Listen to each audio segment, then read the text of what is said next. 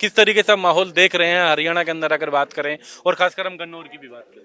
देखिए, हरियाणा में 10 साल का जो बीजेपी का शासन रहा, उसकी इतनी भारी एंटी इनकम्बेंसी है कि कांग्रेस के पक्ष में एक लहर चल रही है।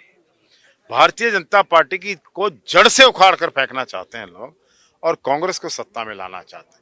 जहां तक गन्नौर का सवाल है, गन्नौर भी पिछले 10 साल से भारतीय जनता पार्टी की डबल इंजन की सरकार में विकास के लिए, रोजगार के लिए तरसता रहा।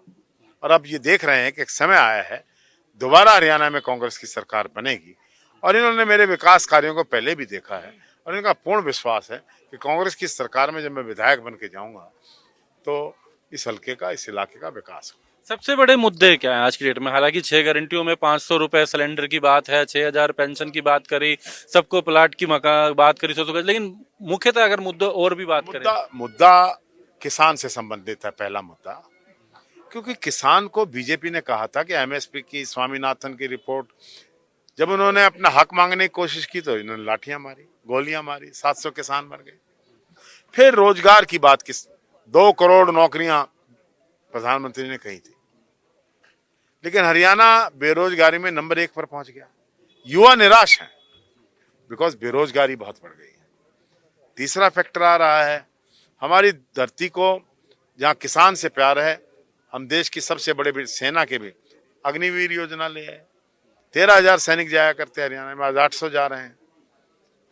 उसमें कांग्रेस को, ये बीजेपी ने नौजवानों के साथ धोखा किया। और बेरोजगारी सबसे बड़ी समस्या बन गई। फिर भ्रष्टाचार और महंगाई। भारतीय जनता पार्टी ने कहा था भ्रष्टाचार खत्म कर देंगे, महंगाई खत्म कर देंगे।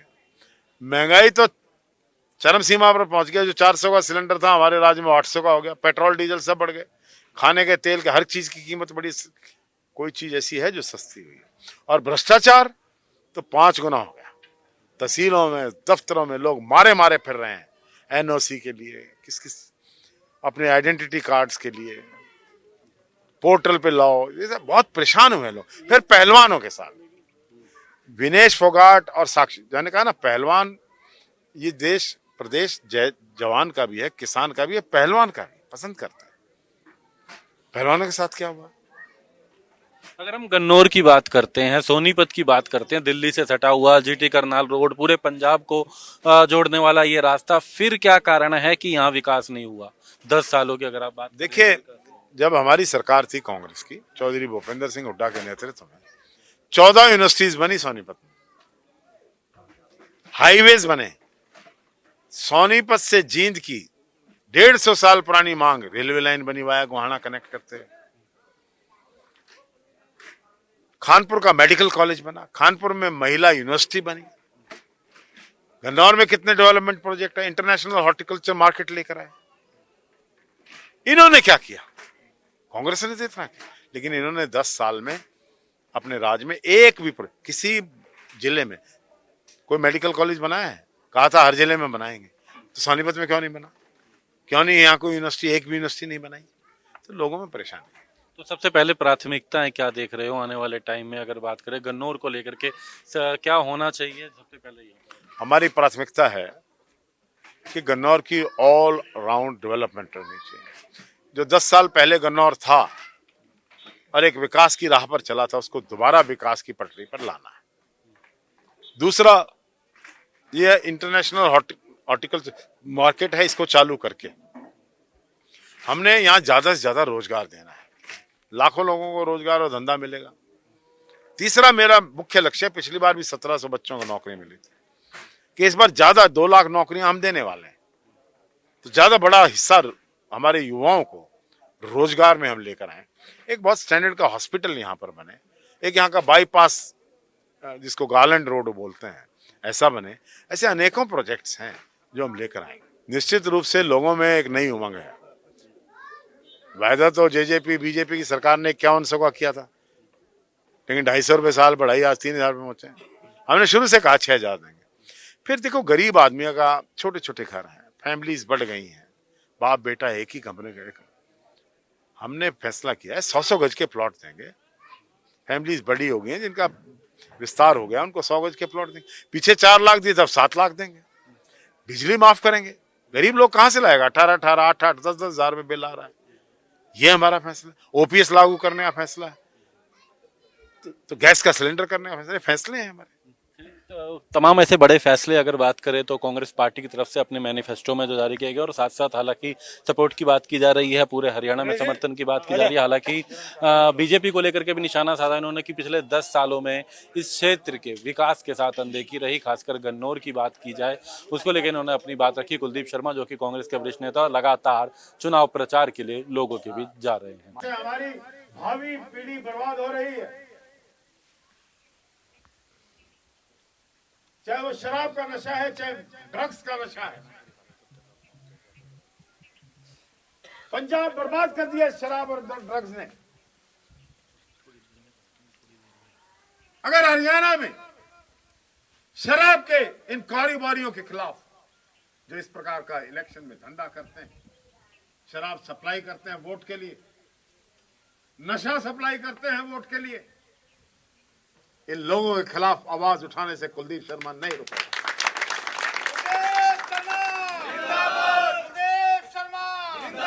राजनीति में वोट मांगो, अपने काम पर, अपने गुण के नाम पर, अपनी आवाज पर मांगो, अपनी पार्टी के प्रोग्राम पर मांगो।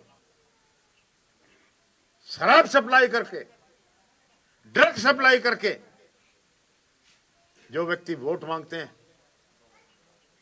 लोगों को लड़ाकर जो लोग वोट मांगते हैं, वो आपके सगे नहीं हो सकते। जो पैसा बांटते हैं वो आपके सगे नहीं हो सकते। आप देख लेना, रविंद्र मछरौली, भाई रणधीर कह रहे थे कैसे इलेक्शन से पहले सब कुछ होता रहा, और इलेक्शन में बसें भी बंद, प्याऊ भी बंद, चक्की भी बंद, और सब कुछ बंद। बलराज कुंडू, उन्होंने भी इलेक्शन से पहले धन के दरवाजे खोल दिए। बाद में बोला भाई मैं तो आजाद हूं, मेरी तो चलती नहीं। आजादगी कौन चलने देगा? आजाद का कहां कीमत रहती है? इसलिए गंभीरता से विचार करो। जब सरकार कांग्रेस की बनने जा रही है, जब हरियाणा में आप अपनी सरकार का निर्माण करने जा रहे हैं, तो गन्नौर के लोगों का हिस्सा इस सरकार में होना चाहिए कि नहीं होना चाहिए? और वो हिस्सा अगर कुलदीप शर्मा होगा, आपके दिए हुए आशीर्वाद से अपने इलाके को, अपने हलके को जैसे नंबर 1 पर लेकर गया था। कलोई के बाद किसी हलके की चर्चा होती थी विकास में, रोजगार में, तो गन्नौर की हुआ करती थी। वो विकास की नदी फिर से बहेगी। ये आपके बच्चों के भविष्य का सवाल है, यह आपके आने वाली पीढ़ी के भविष्य का सवाल है, यह इस इलाके के भविष्य का सवाल है। अगर मुझे आपकी ताकत मिलेगी, हरियाणा सरकार भी मुझे कोई अछूता थोड़ी छोड़ेगी, कांग्रेस भी मुझे महत्वपूर्ण पद पे रखेगी, और मैंने सेवा करनी है। हमें कोई लालच नहीं है। मैंने अपना लड़का कोई डीएसपी नहीं लगवाना, हमने सेवा करी। यही शब्द कहना चाहता था। झूठों पर विश्वास ना करो, नाटक कर रहे हैं। अरे नाटक जब विनेश फोगाट को और साक्षी मलिक को सड़कों पर घसीट रहे थे बीजेपी की सरकार में, तब तो ये उम्मीदवार मिठाई खिला रहा था ब्रजभूषण शरण सिंह को, आपने देखी होंगी। जब खट्टर किसानों को लाठियों से पीट रहा था, गोलियां चल रही थी, तो ये ताली बजा रहे थे जोर से, खट्टर साहब की जय जयकार कर रहे थे। जब सरपंचों में पीटा गया, तब खट्टर साहब से कहा इन्होंने, ठीक है संवार दिए, आज ये कह रहे मेरे साथ न्याय करो। अरे न्याय तो ये हल्का मांग रहा है, जिसका विकास नहीं हुआ, जिसको रोजगार नहीं मिला।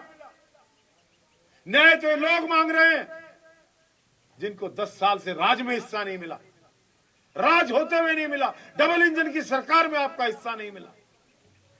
न्याय तो ये लोग मांग रहे हैं, इनको न्याय पहले दो। और इनको न्याय जब भी मिलेगा जब आप कांग्रेस की सरकार बनाएंगे, कुलदीप शर्मा को यहाँ से कामयाब करेंगे, हम करेंगे न्याय। बहुत बहुत धन्यवाद। हाथ जोड़कर एक बार फिर से वोटों की अपील। जय हिंद, जय भारत। साथियों, वैसे तो गांव से ही नहीं, मतलब आज तो दूसरे तरीके का मन कर गया। मतलब हम विश्वास दिलाना चाहते हैं गांव से भी।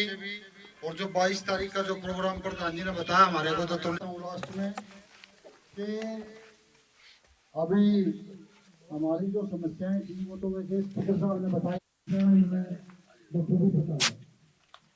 तो इसका समाधान के बारे में उन्होंने बताया, पार्टी की पॉलिसियां इन्होंने बताई, और 100 गज के प्लाट वगैरह, पेंशन वगैरह, ये सारी चीज़ें तो आप लोगों के सामने बताई भी है।